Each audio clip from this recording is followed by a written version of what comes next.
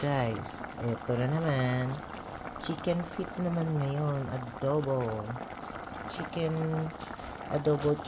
feet. Ayan. Kain tayo. Okay guys, ayan. Adobo chicken feet.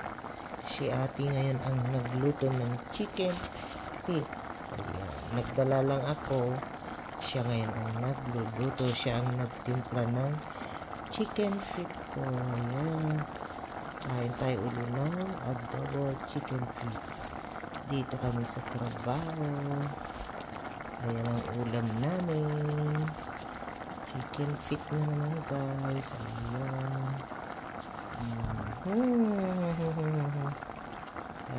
Kain.